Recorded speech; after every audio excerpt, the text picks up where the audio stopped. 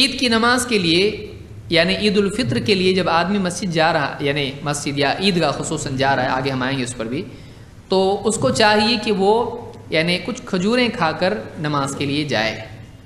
انس بن مالک رضی اللہ تعالیٰ کہتے ہیں کان رسول اللہ صلی اللہ علیہ وسلم لا یغدو یوم الفطر حتی یأکل تمرات ویأکلہن وطرا۔ اس کو امام البخاری نے روایت کیا ہے۔ فرماتے ہیں اللہ کے رسول صلی اللہ علیہ وسلم یوم الفطر کے دن جب صبح سویرے جاتے نماز کے لیے تو تبھی جاتے، اس وقت تک کہ نہیں جاتے حتی یأکل تمرات، یہاں تک کہ آپ کچھ کھجوریں نہ کھا لیتے، نہیں جاتے۔ وَيَأْكُلُهُنَّ وِطْرًا، اور آپ طاق عدد میں کھجوریں کھاتے ہیں، 1 3 5 7 یہ جو نمبر ہے اس کو طاق کہتے ہیں، اس کو وطر کہتے ہیں۔ تو ایک آدمی کو چاہیے کہ وہ 1 یا 3، اور افضل یہ ہے کہ 3 کھائے کیونکہ یہاں پر تمرات جمع ہے،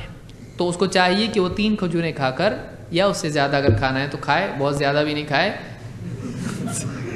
ہاں تو 3 کھجوریں آدمی کھا سکتا ہے، اس سے زیادہ کسی کی کیپیسٹی تو کھا سکتا ہے۔ اور یہ کھا کے مسجد کے لیے یا عیدگاہ کے لیے یا نماز کے لیے جائے۔ اس میں حکمت یہ ہے کہ ایک آدمی مہینہ بھر اس نے کیا کیا ہے،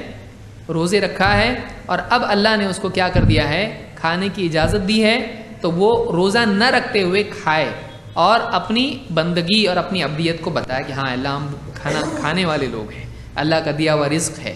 اور اس میں قوت ہوتی ہے کہ ایک آدمی عید کے لیے جا رہا ہے تو صبح میں جب کھا کر جا رہا ہے، کیونکہ سحری تو کیا نہیں ہے، تو پھر کچھ کھائے گا اگر تو اس میں قوت اس کے لیے بنے گی۔ اور آپ دیکھیے میڈیکلی بھی اگر آپ دیکھیں تو اس میں فرکٹوز اور کیا کچھ نہیں لوگ بولتے ہیں، تو وہ جو میٹھا پن اس میں ہوتا ہے کھجوروں میں، اس میں گلوکوز اور وہ ساری طاقت جو آدمی کو ملنا چاہیے اس میں موجود ہوتی ہے۔ تو عید کی نماز کے لیے جاتا ہے تو آدمی قوت کے ساتھ جاتا ہے۔